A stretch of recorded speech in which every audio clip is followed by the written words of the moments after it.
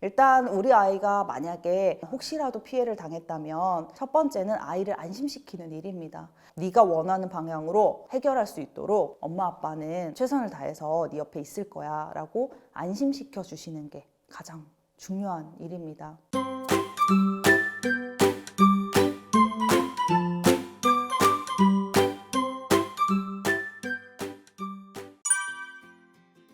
아이 성교육을 아들 성교육은 아빠가 해야 되나요? 엄마 성교육은 엄마가 해야 되나요? 막 이런 질문 굉장히 많이 하시고요. 성교육은 나와 다른 사람을 잘 이해하고 존중하기 위해서 하는 공부이거든요. 동성 이성을 떠나서 나와 다른 사람들을 모두 다 다르다. 생각도 다르고 기준도 다르다라는 것을 알고 그러면 내가 어떻게 하면 배려하고 존중할 수 있을까를 배우는 게 성교육이거든요. 그런 걸 따져봤을 때 자꾸 동등한 성별을 묻거나 집에서도 아빠와 아들, 엄마와 딸 이렇게 묶을 필요는 없습니다. 그리고 가정 성교육은 대화를 하는 거잖아요. 가장 이상적인 것은 성에 대한 어떠한 이야기들, 너무 개인적인 이야기가 아니라면 온 가족이 둘러앉아서 편하게 할 수 있는 분위기가 되면 가장 이상적인 거고요. 그게 어렵다고 하더라도 그냥 아이가 좀 더 편안하게 느끼는 그런 양육자가 아이와 대화를 하면서 성교육을 해주시면 성별은 상관이 없습니다. 폭염수술 한 초등학교 3, 4학년 남자아이들이 저 이번 겨울방학 때 아무래도 끌려갈 것 같아요 막 이런 얘기 되게 많이 하거든요. 근데 폭염수술은 지금 양육자님들께서 이렇게 고민을 하시고 질문을 하시는 이유는 폭염수술을 예전에는 의례 당연한 것처럼 했었지만 지금은 해야 되나 말아야 되나 이런 의견이 분분하기 때문이라고 생각해요. 폭염수술을 하는지 안 하는지보다 더 중요한 건 선택을 누가 하느냐입니다. 네, 요즘에는 어떻게 하냐면요. 폭염수술이 무엇인지 설명을 해주고 폭염수술을 했을 때 장단점, 안 했을 때 장단점 같은 것들을 설명을 해줍니다. 네, 그리고 나서 어떻게 할지는 천천히 고민을 해보면 된다라고 알려주는데요. 아이가 만약에 폭염수술에 대해서 두려워하거나 하고 싶지 않다라고 이야기를 한다면 이제 아이한테 그럼 스스로 관리를 해보고 천천히 다음에 또 다시 이야기를 하자라고 알려주시면 돼요. 초등학교 한 3, 4학년부터는 폭염수술 유무와 상관없이 이제 씻는 방법을 좀 자세하게 알려주셔야 되는데요. 남자아이들 같은 경우에는 그때쯤부터 귀두 부분이랑 포피가 붙어 있다가 서서히 분리가 되면서 안에 찌꺼기가 끼기 때문에 바깥에 다 씻고 안에도 안 아플 정도로 올려서 그 안에 찌꺼기들을 씻어야지 염증이 생기지 않는다라고 씻는 방법까지 좀 자세하게 알려주시는 게 필요합니다. 만약에 이걸 설명하기가 어렵다면 역시 아이들이 보는 성교육 책을 보시면서 아 이렇게 씻는구나 이렇게 알고 설명해 주시는 거 그리고 그 책을 아이한테 보여주시는 것도 도움이 됩니다. 바다실 같은 경우에는 부작용이 있다던데 괜찮은 거냐 이런 말씀을 하시는데 모든 주사와 약은 부작용이 있습니다. 그럼에도 불구하고 맞아야 되느냐를 고민을 해봐야 되는 거죠. 부작용이 굉장히 민감한 문제이기 때문에 저희 전문가들도 굉장히 많이 신경 써서 계속해서 체크를 하거든요. 부작용이 있더라도 심각한 부작용이 국내에서 보고된 사례는 거의 없다라고 보고 있고요. 그래도 암 예방을 위해서 맞는 게 좋지 않을까라고 이야기를 하시는 분들이 좀 더 많다라는 거는 말씀드릴 수 있을 것 같아요. 모든 것들이 좀 순차적으로 더 필요한 사람한테 지원을 먼저 해주잖아요. 그래서 현재는 여자아이들만 지원을 해주고 있고요. 만약에 우리 아이 맞춰야겠다, 지원을 받을 기간을 놓쳤다라고 하시거나 아들인데 맞춰야겠다 하시면 주위에 있는 병원 중에서 전화해보시고 똑같은 약이라면 좀 더 저렴한 데 가서 맞으시는 게 팁이라면 팁이 될 수 있습니다. 우리 양육자님들이 아이를 키우면서 절대 일어나지 않았으면 하는 일 중에 하나가 바로 성폭력, 가해자 또는 피해자가 되는 일일 거라고 생각해요.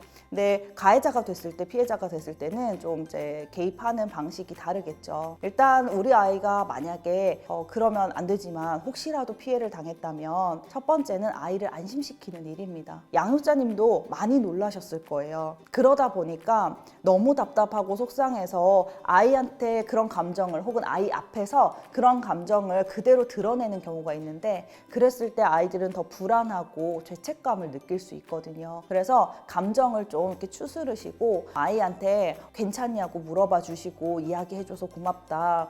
네가 원하는 방향으로 해결할 수 있도록 엄마 아빠는 최선을 다해서 네 옆에 있을 거야 라고 안심시켜 주시는 게 가장 중요한 일입니다. 제가 피해자 상담을 해보면 가족들이 생각보다 내 편이 아닌 것 같아요 라는 표현을 하면서 가족들의 태도가 훨씬 더 상처가 됐어요. 이런 이야기를 하는 내담자들도 있거든요. 그래서 안심시키는 거 첫 번째. 그 다음에 성범죄 같은 경우에는 사실 증거도 찾아야 되고 만약 법적 조치를 해야 된다라고 한다면 과정이 좀 힘들 수 있어요. 그래서 전문 기관에 도움을 요청하시는 게 가장 좋은 방법이라고 생각을 합니다. 전문 기관들이 여러 군데가 있는데요. 대표 전화는 1366에 전화를 하시면 가까운 해바라기 센터나 여성의 전화에서 도와주실 수 있어요. 디지털 성폭력 같은 경우에는 한국여성인권진흥원이라던가 이런 곳에서 또 삭제 지원까지 해주시니까 그런 곳에다가 도움을 요청하시면은 도움을 받으실 수 있습니다. 그리고 만약에 아이가 가해자가 됐다라고 한다면 이것 또한 너무 하늘이 무너지는 일이죠. 조금 냉정하게 말씀드리면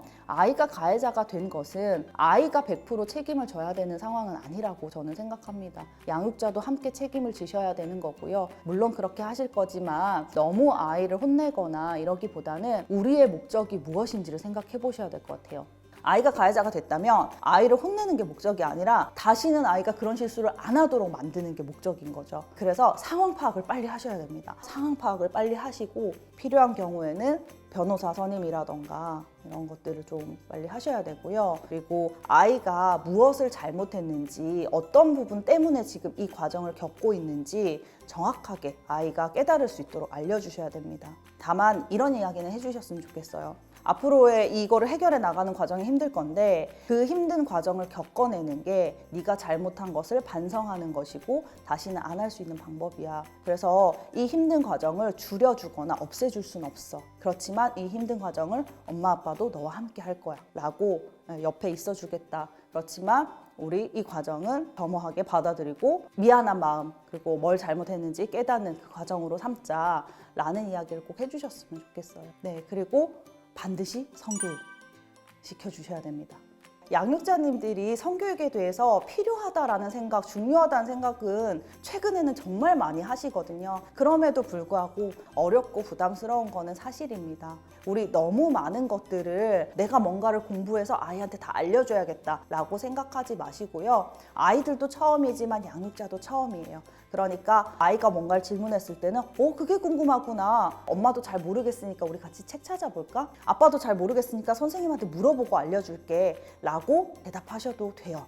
그래서 우리 아이와 함께 같이 공부해 본다, 같이 찾아본다는 생각으로 가정 성교육을 생각하시면 좋을 것 같습니다. 그리고 전문가를 잘 활용하셨으면 좋겠습니다. 네, 특히나 성교육은 조금 전문성이 필요하고 그리고 또 양육자님들이 경험이 많지 않아서 어려운 분야이기 때문에 이 알쏭달쏭 우리의 성교육 책을 보시는 것도 그렇고 제가 있는 자주스쿨로 문의를 주시는 것도 가능하고요. 그래서 전문가를 활용해서 뭐든지 모르는 게 있거나 고민이 있을 때는 편하게 전문가한테 물어보시고 또 그거에 따라서 대응하시고 또 전문가와 함께 상의하시고 그러면서 아이들을 키워나가시면 충분히 아이들이 살아가기에 건강하고 안전한 사회를 만들 수 있을 거라고 생각합니다. 제가 전문가로서 딱 이제 변함없이 있을 테니 언제든지 필요하시면 도움을 요청하시고 또 함께 고민해 나갔으면 좋겠습니다.